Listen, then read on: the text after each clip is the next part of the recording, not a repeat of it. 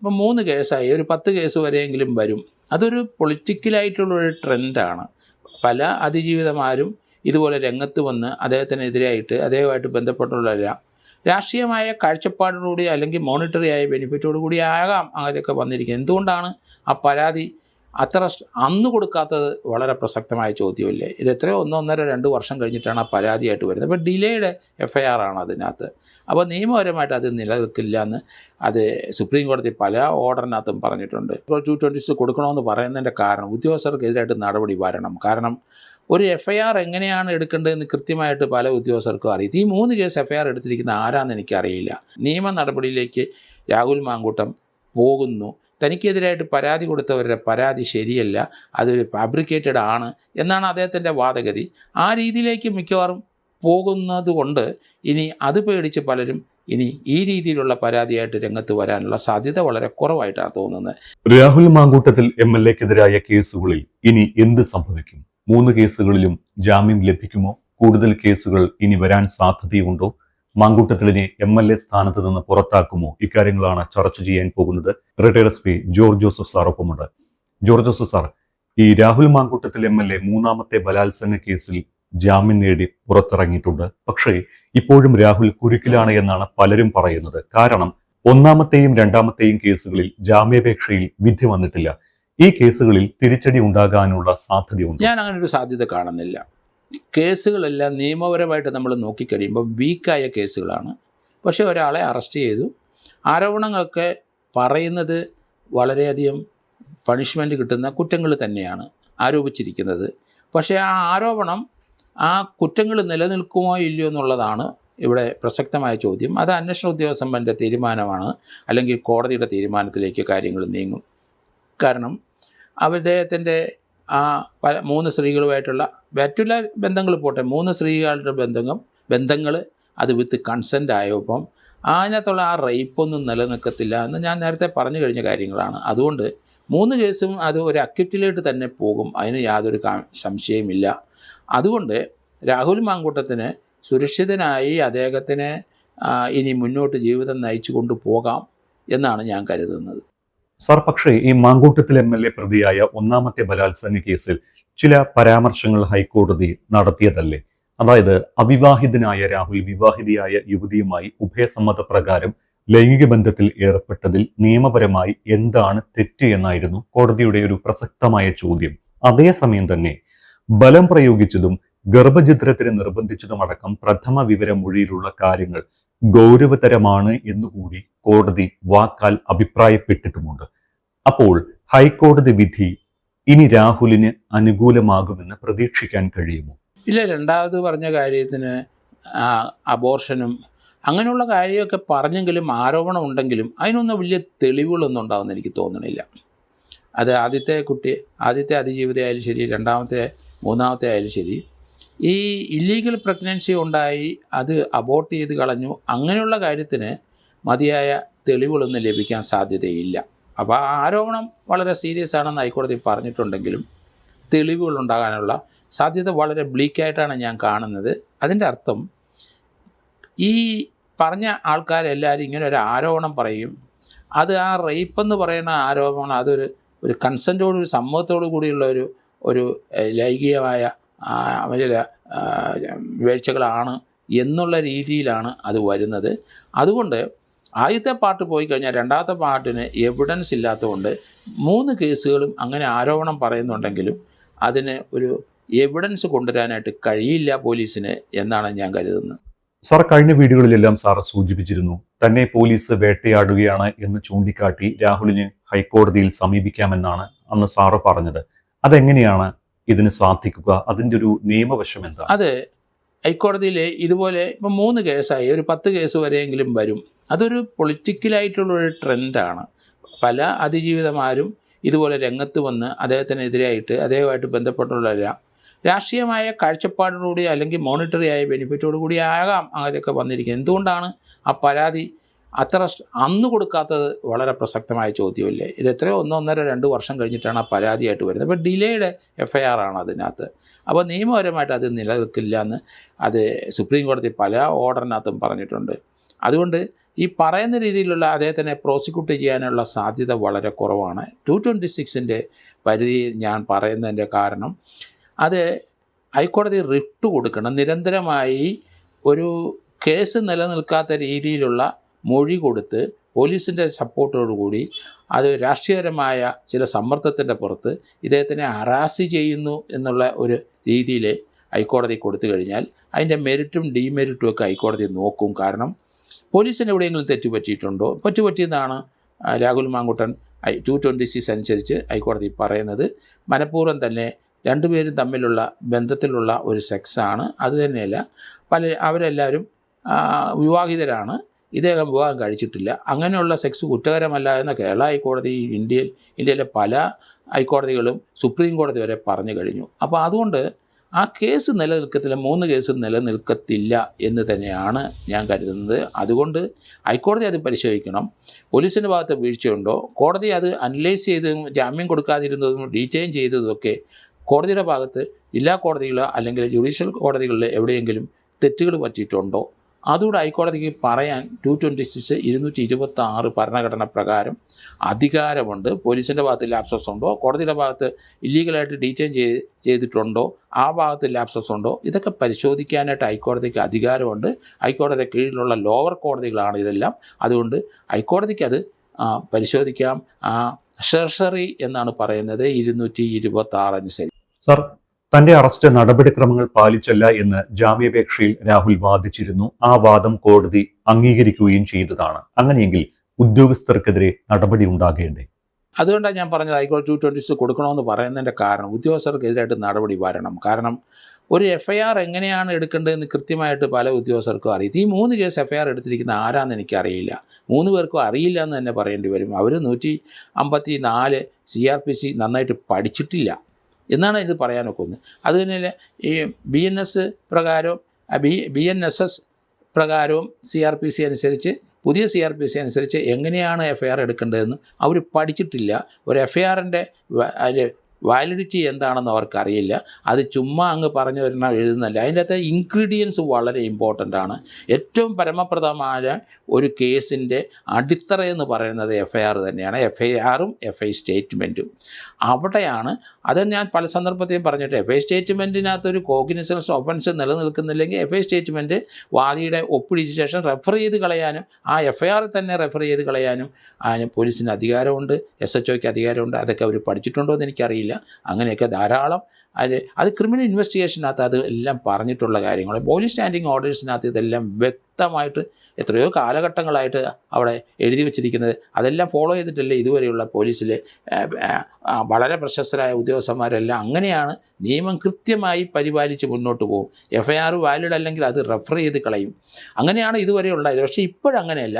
Validity ഇല്ലാത്ത FI statement അത് record ചെയ്തതിൻ്റെ കുഴപ്പമാണോ, അവർ പറഞ്ഞതിൻ്റെ കുഴപ്പമാണോ, അതേപടി വെച്ച് കഴിഞ്ഞാൽ അതിന് പ്രോസിക്യൂഷൻ എടുക്കാനായിട്ട് പോലീസിന് കഴിയില്ല. അത് കോടതി മനസ്സിലാക്കണം. ചില കാര്യങ്ങളിലൊക്കെ കോടതി അത് മനസ്സിലാക്കിയിട്ടുണ്ട്. അതുകൊണ്ടാണ് പറയുന്നത്, തീർച്ചയായിട്ടും ഹൈക്കോടതിയിലോട്ടൊക്കെ പോയി ഇതിനൊരു ബദലായിട്ട് ഒരാളെ ഹറാസ് ചെയ്യുന്നതുകൊണ്ട് അതിനെ തന്നെ രക്ഷിക്കണം എന്ന് ഹൈക്കോടതിക്ക് പറയാം. ഹൈക്കോടതി അത് പരിശോധിച്ചിട്ട് അതിനകത്ത് പോലീസ് ഉദ്യോഗസ്ഥന്മാർക്ക് ഏതെങ്കിലും രീതിയിൽ മിസ്റ്റേക്ക് ഉണ്ടോ അവരുടെ പേരിൽ നടപടിയെടുക്കും. കോടതി എന്തെങ്കിലും ഭാഗത്ത് മിസ്റ്റേക്ക് വന്നിട്ട് അത് കറക്റ്റ് ചെയ്യാനുള്ള ഡയറക്ഷൻ കൊടുക്കും. അവർക്ക് ഡിപ്പാർട്ട്മെൻറ്റിലായ നടപടികൾ എടുക്കുന്നതിന് ഹൈക്കോടതിക്ക് തടസ്സമില്ല എന്നാണ് ഞാൻ കരുതുന്നത്. സാർ നേരത്തെയൊക്കെ സൂചിപ്പിച്ചതുപോലെ വലിയൊരു ജനപിന്തുണ രാഹുൽ മാങ്കൂട്ടത്തിലിന് ഇപ്പോഴും കിട്ടുന്നുണ്ട്. അതെങ്ങനെയാണ് എന്ന് നമുക്ക് കൃത്യമായിട്ട് അറിയില്ല. സോഷ്യൽ മീഡിയയിൽ ഉൾപ്പെടെ അത് കാണുന്നുമുണ്ട്. നമ്മൾ ഇതുവരെ രാഹുൽ മാങ്കൂട്ടത്തിലിന്റെ പ്രവൃത്തിയെ ന്യായീകരിച്ചിട്ടില്ല, രാഹുൽ മാങ്കൂട്ടത്തിലിനെയും ന്യായീകരിച്ചിട്ടില്ല, അതിജീവിതമാരെ വിമർശിച്ചിട്ടുമില്ല. ഈ വീഡിയോയിലും നമ്മൾ അതാണ് ചെയ്യുന്നത്. രാഹുൽ മാങ്കൂട്ടത്തിലിനെതിരായ കേസിന്റെ നിയമവശങ്ങൾ മാത്രമാണ് ചർച്ച ചെയ്യുന്നത്. പക്ഷേ പലരും ചോദിക്കുന്നുണ്ട്, ജോർജ് ജോസഫ് സാർ ഒരു റിട്ടയർഡ് SP ആണ്, എന്നിട്ടും എന്തുകൊണ്ടാണ് രാഹുൽ മാങ്കൂട്ടത്തിൽ വിഷയത്തിൽ മാങ്കൂട്ടത്തിലിന് അനുകൂലമായ കൃത്യമായ ഒരു നിലപാട് കൈക്കൊള്ളുന്നത് എന്ന്? അതിനുള്ള മറുപടി എന്താണ്? അത് നിയമപരമായ ആ കേസ് നിലനിൽക്കില്ല എന്ന് ആമുഖമായിട്ട് ഞാൻ തുടരെ അത് പറയുന്നതിൻ്റെ കാരണം അതിനകത്ത് ബേസിക്കായിട്ട് ചില കാര്യങ്ങൾ പോലീസ് ഉദ്യോഗസ്ഥർ ചെയ്യണം, വാദിയും ചെയ്യണം. അത് ചെയ്തിട്ടില്ലല്ലോ. ഒരാളൊരു മൊഴി കൊടുത്തത് ഇലക്ട്രോണിക്സ് മീഡിയയ്ക്കൂടെ ഒരു മൊഴി കൊടുത്തിട്ടുണ്ടെങ്കിൽ അത് 3 ദിവസത്തിനകം ആ മൊഴി കൊടുത്ത ആൾ ഇലക്ട്രോണിക്സിൽ കംപ്ലയിൻ്റ് അയച്ച ആൾ വന്ന് നേരിട്ട് SHOയുടെ മുമ്പിൽ മൊഴി കൊടുത്ത് ആ മൊഴിയിൽ ഒപ്പിട്ട് കൊടുക്കണം. അതുണ്ടായില്ല. ഒരു റേപ്പ് കേസ് ഉണ്ടായിക്കഴിഞ്ഞാൽ ഇമ്മീഡിയറ്റ് ആയിട്ട് ഏറ്റവും ആവശ്യം ആ റിപ്പോർട്ട് ചെയ്യുന്ന ആ നിമിഷത്തിൽ തന്നെ മെഡിക്കൽ പരിശോധന നടത്തി എവിഡൻസ് കളക്ട് ചെയ്യുകയാണ്. ഇവിടെ 2 വർഷം മുമ്പൊക്കെയുള്ള സംഭവങ്ങളാണ് ഇപ്പം പറയുന്നത്. അത് ഇപ്പം വന്നാലും ശരി അത് മെഡിക്കൽ പരിശോധനയ്ക്ക് വിധേയമാകണം. അതിനകത്ത് ഏതെങ്കിലും എവിഡൻസ് ഉണ്ടാകുമോ ഇല്ലെന്ന് നോക്കേണ്ട ഒരാവശ്യം പോലീസിനുണ്ട്. പക്ഷേ ആരും മെഡിക്കലിന് വരാൻ തയ്യാറായിട്ടില്ല. ആ പരിശോധനയ്ക്ക് അവസരവും നഷ്ടപ്പെട്ടു. അതുകൊണ്ട് ആ കേസ് മുന്നോട്ട് ഇൻവെസ്റ്റിഗേറ്റ് ചെയ്ത് പോകാനായിട്ട് പോലീസിന് വളരെ ബുദ്ധിമുട്ടാണ്. പോലീസ് അതിലോട്ട് പോകുന്നത് ശരിയല്ല. കാരണം എവിഡൻസ് ഇല്ല. അങ്ങനെയാണെങ്കിൽ പിന്നെ എന്തിനാണ് രാഹുൽ മാങ്കൂട്ടത്തിനെ അറസ്റ്റ് ചെയ്തത്? എവിഡൻസ് ഇല്ലാത്ത ഒരു കേസിനകത്ത് രാഷ്ട്രീയപരമായിട്ട് ചിന്തിക്കുന്ന പോലീസ് ഉദ്യോഗസ്ഥന്മാരായിരിക്കണം ആ രീതി ചാടി കയറി അറസ്റ്റ് ചെയ്തത്. അതെന്തായാലും ശരിയായില്ല. അത് തന്നെയല്ല, 2 കേസിനകത്ത് ജാമ്യം നിൽക്കുന്നയാൾ പോലീസ് വിളിച്ചാൽ ഏത് സമയത്ത് ഹാജരാകാൻ ബാധ്യസ്ഥനായ ആൾ ഓടിച്ചിട്ട് പിടിച്ച് അവിടുത്തെ പാലക്കാട് നിന്ന് 3ാമത്തെ കേസിൽ അറസ്റ്റ്. ആ ST ആയിട്ടുള്ള അറസ്റ്റ് എന്തിനാണ്? രാത്രിയുടെ മറവിൽ പോയി അദ്ദേഹത്തിനെ അറസ്റ്റ് ചെയ്ത് കൊണ്ടുവരേണ്ട വലിയ നാടകം കളിക്കേണ്ട ആവശ്യം എന്താണോ? അത് പൊളിറ്റിക്കലാണ്. അതിനുകൊണ്ടാണ് വളരെ വിയോജിച്ച ആ കാര്യം പറയുന്നത്. കാരണം അദ്ദേഹത്തിന് ഒരു നോട്ടീസിന് ഫോണിൽ വിളിച്ച് പറഞ്ഞാൽ നേരെ വരാതിരിക്കാൻ ഒക്കില്ല. 2 കേസിനകത്ത് ജാമ്യം നിൽക്കുകയില്ലേ.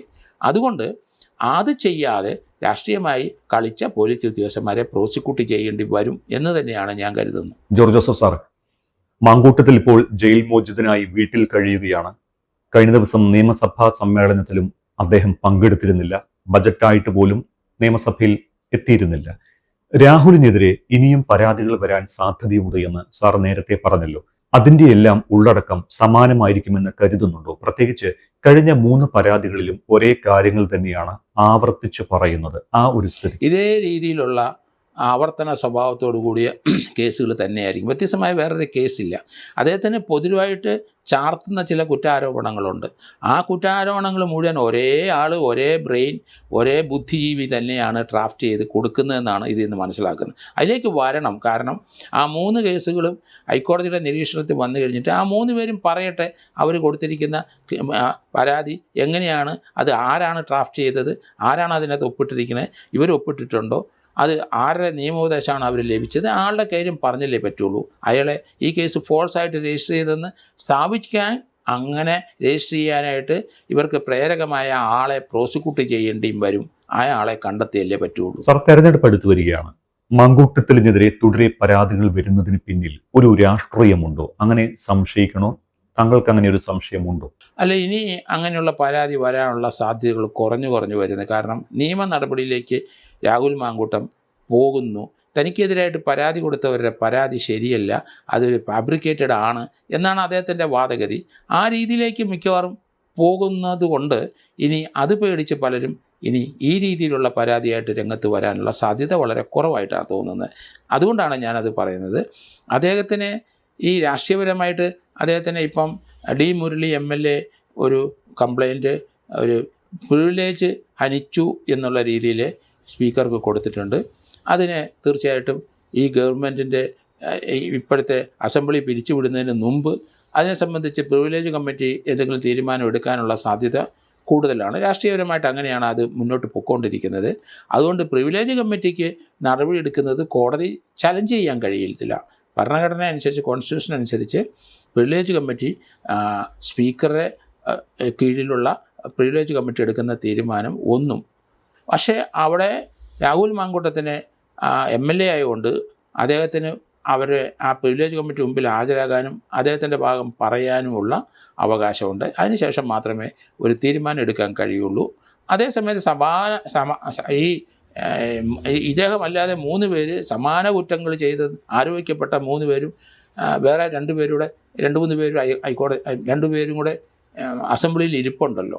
അപ്പോൾ അവർക്കെതിരായിട്ട് ഇതൊരു നടപടിയൊന്നും ഉണ്ടായിട്ടില്ല. അപ്പം പന്തിയിൽ എന്തിനാണ് പക്ഷപാതം കാണിക്കുന്നത്? അതുകൊണ്ട് പ്രിവിലേജ് കമ്മിറ്റിയിൽ പരാതി കൊടുത്തെന്ന് പറഞ്ഞാൽ നടപടി എടുക്കട്ടെ. അങ്ങനെയാണ്. അതോടൊപ്പം അത് രാഹുൽ മാങ്കൂട്ടത്തിനെ പ്രിവിലേജ് കമ്മിറ്റിയുടെ മുമ്പിൽ അദ്ദേഹം പ്രത്യക്ഷപ്പെടുമ്പോൾ മറ്റുള്ളവർക്ക് നടപടിയില്ല, എന്നോട് മാത്രം എന്തിനാണ് ഇങ്ങനെ പന്തിയിൽ പക്ഷപാതം കാണിക്കുന്നത് എന്തിനാണെന്ന് അദ്ദേഹത്തിന് ചോദിക്കേണ്ടി വരും. അപ്പോൾ അതിനുള്ള ഓപ്പർച്യൂണിറ്റി അദ്ദേഹത്തിന് ലഭിക്കും. പ്രിവിലേജ് കമ്മിറ്റി മുമ്പാകെ അവരെ വിളിച്ചു വരുത്തുമ്പം ഇതെല്ലാം അദ്ദേഹത്തിന് പറയേണ്ടി വരും, അദ്ദേഹത്തിൻ്റെ ഭാഗങ്ങൾ കേൾക്കേണ്ടി വരും. അതുകൊണ്ട് അദ്ദേഹത്തിനെ ഡീബാർ ചെയ്യാനായിട്ട് മറ്റുള്ള സമാന സ്വഭാവക്കാരും അസംബ്ലിയിൽ ഇരിക്കുന്നതുകൊണ്ട് അത് നടക്കില്ല എന്ന് തന്നെയാണ് ഞാൻ കരുതുന്നത്. ഈ കാലഘട്ടം, ഈ അസംബ്ലി കാലഘട്ടം കഴിഞ്ഞ് കഴിഞ്ഞാൽ അടുത്ത ഇലക്ഷൻ ഡിക്ലെയർ ചെയ്ത് കഴിഞ്ഞാൽ അതിന് കോൺഗ്രസ് പാർട്ടിയിൽ നിന്ന് അദ്ദേഹത്തിന് സീറ്റ് കൊടുക്കുകയോ ഇല്ലെന്ന് അറിയില്ല. കൊടുത്തില്ലെങ്കിലും ശരി, രാഹുൽ മാങ്കൂട്ടം ഇൻഡിപെൻഡൻ്റായിട്ട് മത്സരിക്കും. ആ പാലക്കാട് തന്നെ മത്സരിച്ചിട്ട് അവിടുത്തെ ജനങ്ങൾ അദ്ദേഹത്തിനെ ഇഷ്ടപ്പെടുന്നുണ്ട്, വളരെയധികം ആൾക്കാർ ഇഷ്ടപ്പെടുന്നുണ്ട്, അദ്ദേഹത്തിനോട് താല്പര്യമുണ്ട്.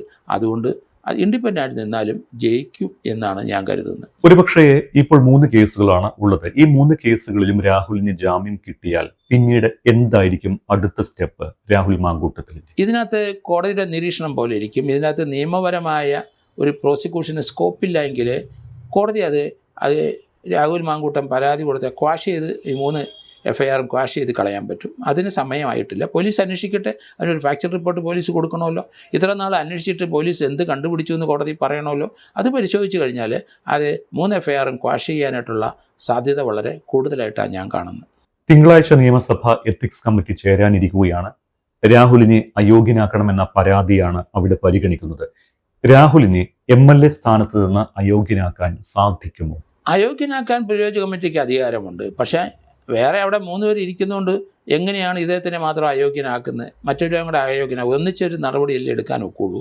അതുകൊണ്ട് പ്രിവിലേജ് കമ്മിറ്റിയുടെ തീരുമാനം രാഹുലിന് എതിരായി വരും എന്ന് ഞാൻ കരുതുന്നില്ല. കാരണം അതിന് സമയമെടുക്കും. പ്രിവിലേജ് കമ്മിറ്റിയാണെന്നുണ്ടെങ്കിൽ അതിന് എവിഡൻസ് എടുക്കണം, ഇദ്ദേഹത്തിൻ്റെ സ്റ്റേറ്റ്മെൻറ്റ് കേൾക്കണം, അദ്ദേഹം കുറ്റം ചെയ്തു എന്ന് പറയാൻ മറ്റുള്ള MLA അവിടെ വരണം, അവരുടെ മൊഴി രേഖപ്പെടുത്തണം. അങ്ങനെ ഒത്തിരി നടപടിക്രമങ്ങളുണ്ട് പ്രിവിലേജ്. അത് ഈ ഗവൺമെൻറ്റിൻ്റെ കാലത്ത് നടക്കോ ഇല്ലയോ എന്നും എനിക്ക് സംശയമാണ്. രാഹുൽ മാങ്കൂട്ടത്തിനെതിരെ ഒരുപാട് ആരോപണങ്ങളുണ്ട്. ഈ പരാതികൾ, ഇപ്പോൾ ഉയർന്നിരിക്കുന്ന ആരോപണങ്ങൾ, പരാതികൾ, ഇത് എത്രത്തോളം വസ്തുതാപരമാണ് എന്നാണ് സാർ കരുതുന്നത്? അതല്ല, പരാതികൾ വസ്തുതാപരമല്ല എങ്കിൽ അതിനെതിരെ നിയമ നടപടി സ്വീകരിക്കാൻ സാധിക്കില്ലേ? കള്ളപ്പരാതികളാണ് വന്നിരിക്കുന്നത് എങ്കിൽ എന്താണ് സംഭവിക്കുക? അല്ല, തീർച്ചയായിട്ടും രാഹുൽ അത് വിടത്തില്ല. കാരണം ഈ കേസിൻ്റെ മുന്നോട്ടുള്ള പോക്ക് അത് കോടതിയുടെ നിരീക്ഷണത്തിലും അതുപോലെ കോടതി ചില ഡയറക്ഷൻസ് കൊടുക്കുന്നത് രാഹുലിന് അനുകൂലമാണെങ്കിൽ തീർച്ചയായിട്ടും രാഹുൽ മലീഷ്യസ് പ്രോസിക്യൂഷൻ നടത്താൻ ശ്രമിച്ചവരെ എല്ലാവരെക്കെതിരായിട്ടും കേസുകൾ കൊടുക്കും എന്ന് തന്നെയാണ് ഞാൻ കരുതുന്നത്. സാർ നേരത്തെ മുതൽ സൂചിപ്പിച്ചതാണ്, രാഹുൽ മാങ്കൂട്ടത്തിനെതിരായ കേസിലും അറസ്റ്റിലുമെല്ലാം പോലീസുകാർക്ക് വീഴ്ച പറ്റിയെന്ന്. അങ്ങനെയെങ്കിൽ പോലീസിനും പണിയാകുമോ? തീർച്ചയായിട്ടും അങ്ങനെ ആ കേസ് രജിസ്റ്റർ ചെയ്ത പോലീസ് ഉദ്യോഗസ്ഥന്മാർക്ക് തീർച്ചയായിട്ടും മലീഷ്യസ് പ്രോസിക്യൂഷന് ക്ഷമിച്ചെന്നും നിയമപരമായി കേസെടുക്കേണ്ട ഒരാൾ അതിൻ്റെ പ്രൊസീജിയർ അനുസരിച്ച് ആ പോലീസ് ഉദ്യോഗസ്ഥന്മാർ പാലിച്ചില്ലെന്നും അവരുടെ ഭാഗത്ത് വീഴ്ചയല്ലേ ധാരാളം ഉണ്ടായത്. അത് കുറ്റകരമാണ്. ഡിപ്പാർട്ട്മെൻറ്റ് പരമായിട്ട് കുറ്റകരമാണ്, നിയമപരമായിട്ട് കുറ്റകരമാണ്. അതുകൊണ്ട് ആ പോലീസ് ഉദ്യോഗസ്ഥർക്കെതിരായിട്ട് നടപടികൾ കൃത്യമായിട്ടുണ്ടാകും എന്നാണ് ഞാൻ കരുതുന്നത്.